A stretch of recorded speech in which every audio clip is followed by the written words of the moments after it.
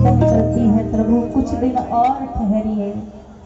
सबको पता नहीं था कि जो आनंद चल रहा है एक दिन इस आनंद की भी समाप्ति होगी। आज जब वशिष्ठ जी ने कहा, विश्वामित्र जी ने जनक जी को समझाया कि महाराज कितने दिन तक बारात को रोक लोगे, कभी ना कभी तो जानकी को विदा करना ही पड़ेगा। आज पूरी जनकपुरी में बात फैली है कि राम जी जाने वाले हैं, राम जी विदा मांग रहे हैं। आज माता सुनैना माता जानकी के कक्ष में आती है और माता जानकी को शिक्षा देती हैं। माता जानकी से कहती हैं, बेटी आज से इस जनकपुरी की लाज तेरे हाथों में है, क्योंकि बेटा तो केवल एक कुल की लाज रखता है, लेकिन बेटी तो दो कुलों की लाज रखती है।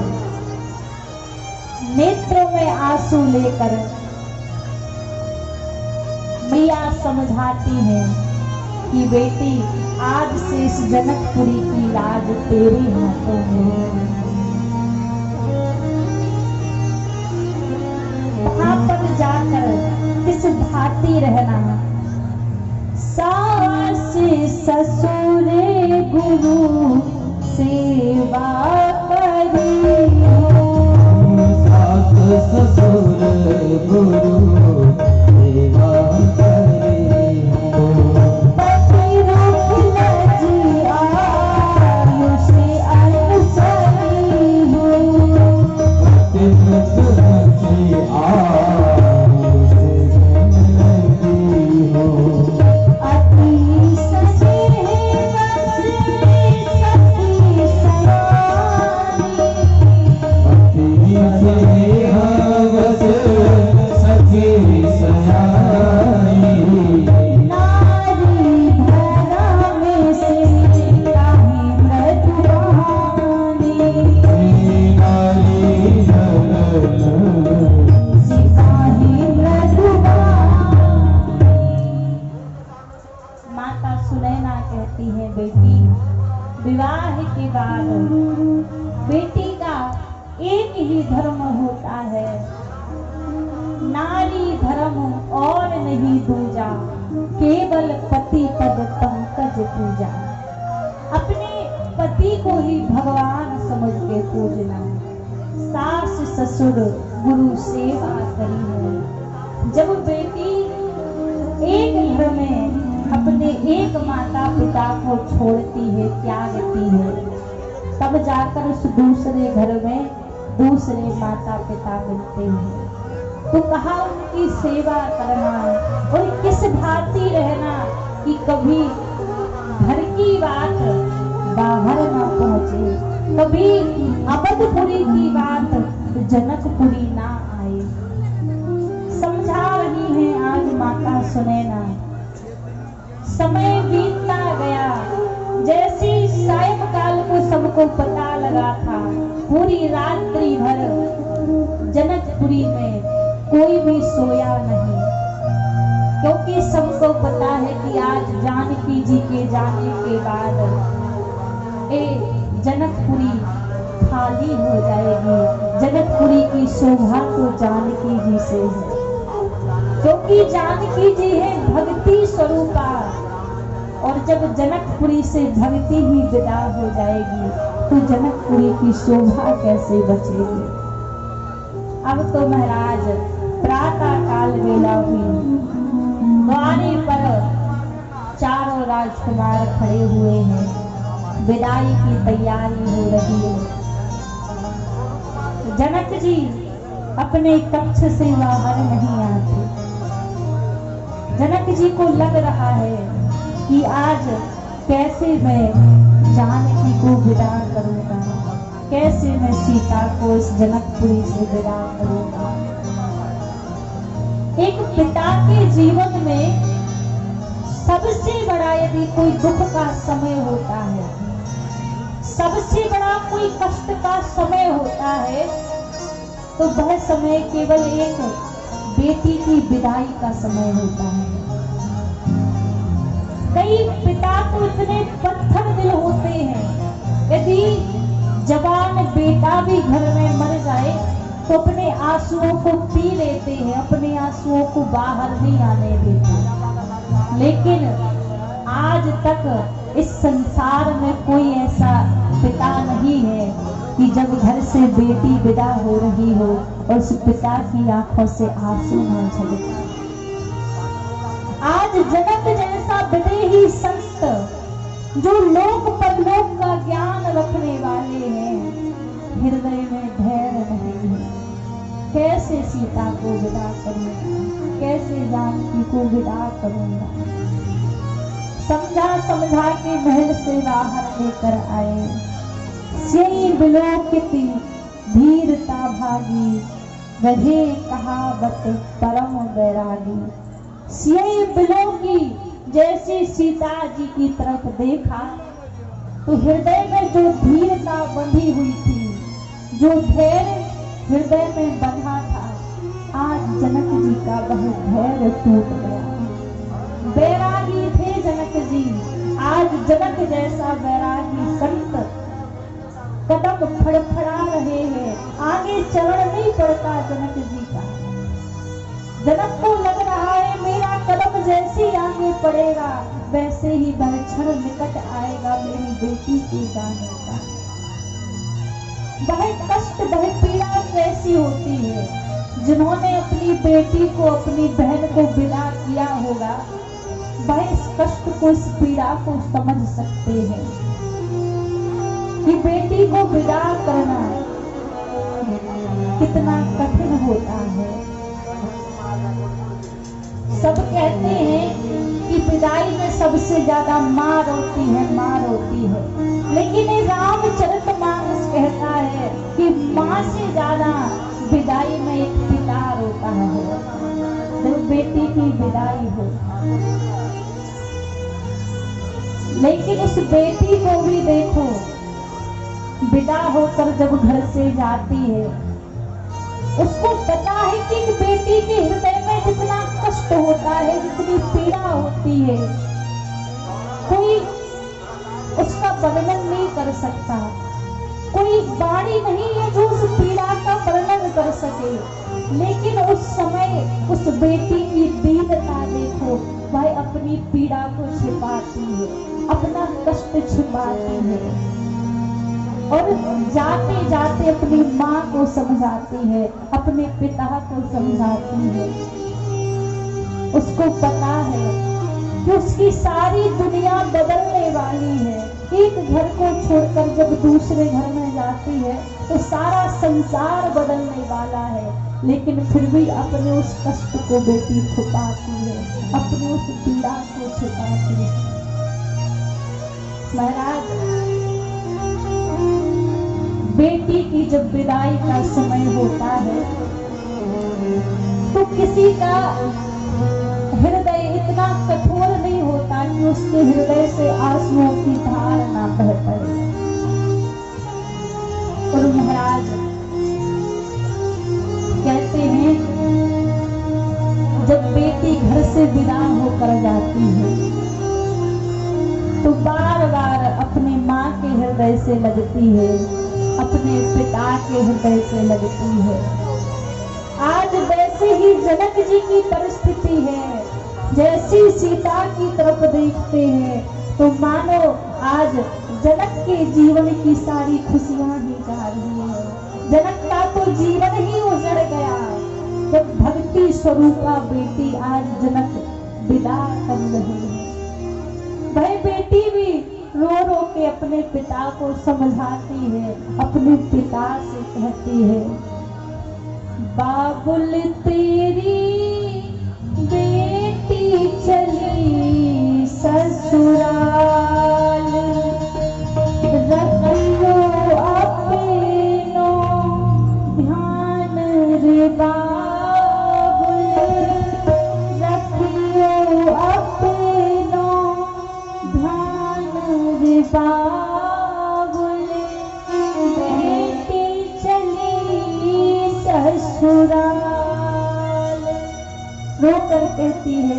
कि पिताजी आज नहीं तो कल मुझे जाना ही था।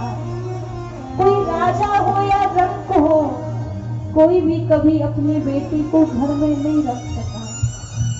कोई कितना भी बड़ा राजा हो, ये दुनिया की रीति है, राजा हो या रंक हो, बेटी को तो विदा करना ही पड़ता है। वह बेटी अपने पिता से कहती है, उंगली पकड़ के चलना सिखाया, गिरने लगी तो दौड़ के आया। उंगली पकड़ के चलना सिखाया, गिरने लगी तो दौड़ के आया। तूने सिखा दी मुझे चाल, बेटी चली ससुराल। उन बातों को वह बेटी याद करती है कि कैसे मेरे पिता ने मुझे उंगली पकड़ पकड़ कर चलना सिखाया है, कैसे मैं इस आंगन में डोली हूँ, क्योंकि वह बेटी ही उस आंगन की रौनक होती है। जाते जाते वह बेटी अपने पिता से कहती है, पिता कहती है, भूल सकल तुम क्षमा कर दीजो, भूल सकल तुम क्षमा कर दीजो, मेरी सुधे तुम जल्दी लीजो। बेटी कहती है, हे पिता, यदि मुझसे कोई भूल हो गई हो, मुझसे कोई गलती हो गई हो, उसको क्षमा कर देना। जा तो रही हूँ मैं यहाँ से, लेकिन मेरी सुध जल्दी से लेना, मुझे भुलाना मत। रोती है और अपने पिता से कहती है कि मैं तो तेरी गाय हूँ, जहाँ भेजो तहाँ जाऊं। बेटी कहती है, मैं तो तुम्हारी गाय हूँ, जैसे गाय को कहीं से भी खड़ा करके कहीं बांध दो तो वही बंध जाती है, ऐसी वह कन्या उस समय कहती है कि मैं तो तुम्हारी गाय हूँ, जहाँ भेजो तहाँ जाऊं। आप जहाँ भेज दोगे मैं वहाँ चली जाऊंगी, लेकिन बस मुझे भुला मत देना, क्योंकि सबसे बड़ा कष्ट का समय बेटी के लिए भी यही होता है। आपने कभी देखा होगा, किसी बेटी की विदाई का समय हो और उस बेटी की यदि घर में माँ नहीं हो, केवल पिता अकेला उस घर में हो, तो वह बेटी की दशा कैसी होती है। एक एक कदम जैसे ही बढ़ाती है, मानो उस बेटी का हृदय चूर चूर होता है। उसको लगता है अब कौन मेरे पिता का ध्यान रखेगा। भाई छोटा सा हो या बड़ा हो, बार बार उस भाई से कहेगी, भैया तुम्हें जो कुछ कहना हो मुझसे कह लेना, झगड़ा करना हो मुझसे कर लेना, लेकिन मेरे पिताजी से कुछ भी मत कहना, क्योंकि इनके सिवा है ही कौन हमारा। बिना माँ की बेटी की जब विदाई होती है तो ऐसी परिस्थिति होती है, और उसी जगह पर यदि पिता ना हो बेटी का, केवल माँ अकेली हो, तो विदाई के समय बार बार वह बेटी अपने पिता की तस्वीर की तरफ देखती है और रो रो कर कहती है, पिताजी आप कहाँ चले गए। मैं इस घर को, मैं आपके इस आंगन को छोड़ कर जाने वाली हूँ और आप कहाँ छोड़कर चले गए। कैसी परिस्थिति होती है। आज वही परिस्थिति महाराज जनक की है, माता सुनैना की वही हालत है। सीता जैसी पुत्री कैसे उसको हृदय से दूर कर दे, कैसे उसको विदा कर दे। बार बार हृदय से लगाते हैं जनक जी माता जानकी को और महाराज दशरथ से कहते हैं कि हे राजन, यदि मेरी कन्या से कोई अपराध बन जाए, मेरी जानकी से कोई गलती हो जाए, तो मैं अभी से क्षमा मांगता हूँ। मेरी गलती मानकर उसको क्षमा कर देना। मेरी सीता की गलती को आप अपने मन पे मत लेना। दशरथ जी कहते महाराज आप क्या करते हैं? अरे आपसे बड़ा तो कोई दानी नहीं हो सकता।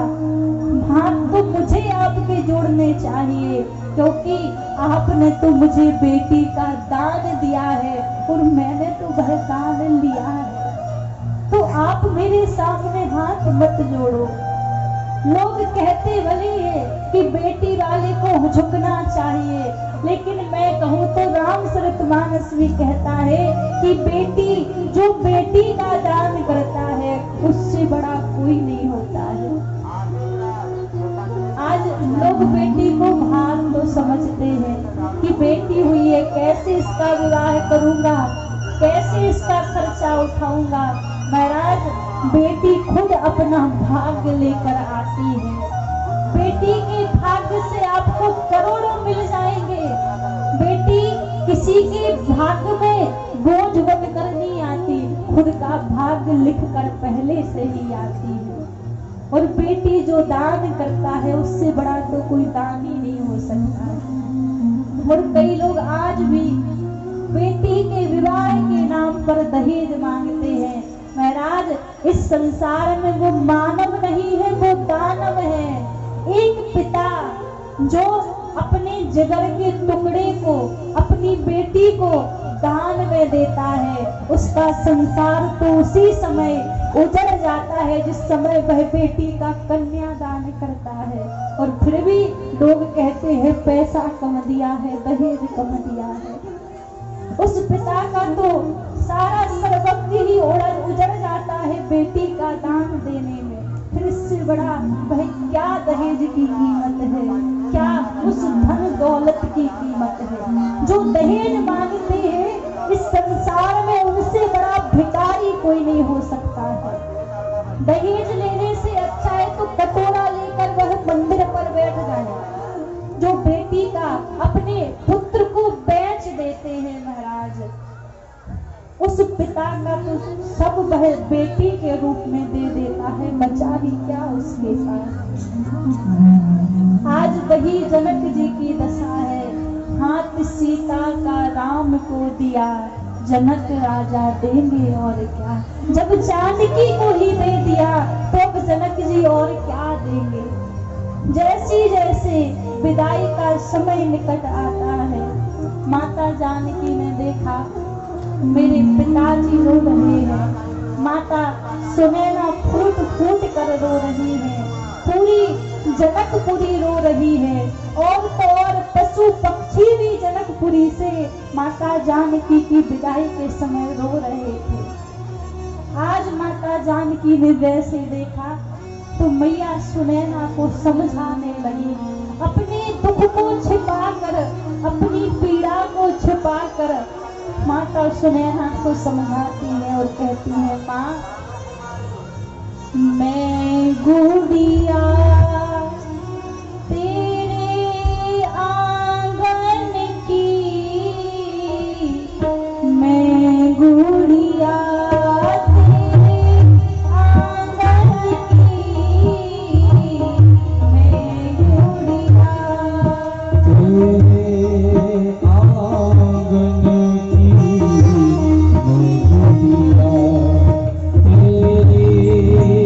आंगन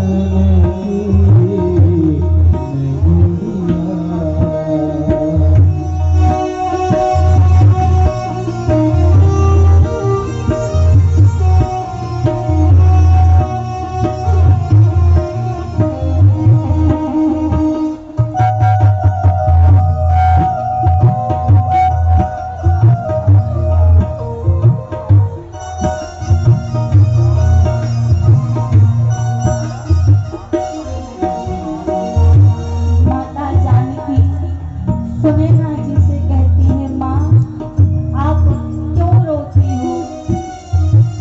सुने मेरी मैया तू क्यों रोती है? बेटी पराया धन होती है। सुन मेरी मैया क्यों रोती है, बेटी पराया धन होती है। सुने मेरी मैया क्यों रोती है? बेटी पराया धन होती है। सुन मेरी मैया क्यों रोती है, बेटी पराया धन होती है।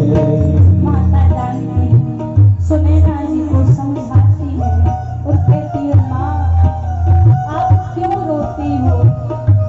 बेटी तो पराया धन होती है। जिस दिन बेटी का घर में जन्म हो उसी दिन से ही बेटी दूसरा भाग लिख कर आती है कि एक दिन इस घर को छोड़कर उस दूसरे घर में जाना है। तो बेटी तो पराया धन है, कितने दिन आप उस बेटी को घर में रख लोगे? इसलिए माँ तू रोकर मुझे विदा मत कर। सुने मेरी मैया क्यों रोती है? बेटी पराया धन होती है।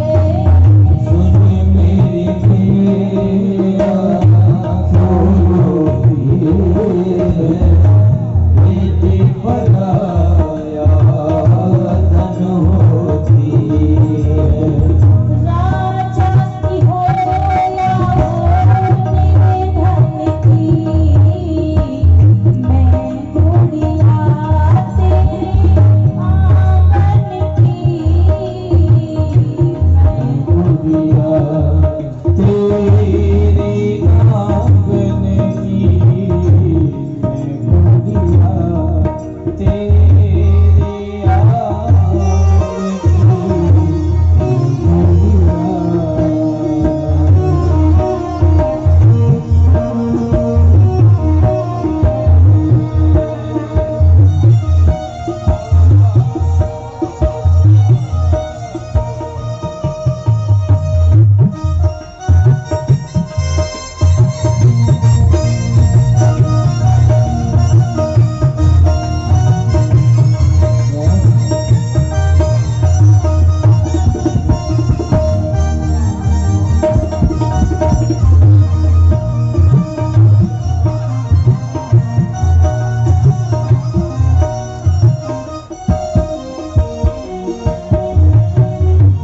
जब बेटी विदा होकर जाती है सबसे पहले अपनी माँ को समझाती है।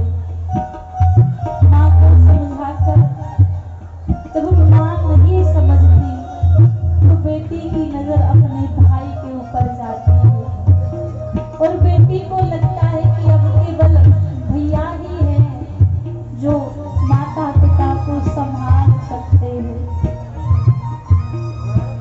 जाकर अपने भाई के हृदय से लगकर बेटी रोने लगती है, क्योंकि उसको पता है ना वो माँ के हृदय से लग के रो सकती है और ना ही पिता के हृदय से लगकर रो सकती है।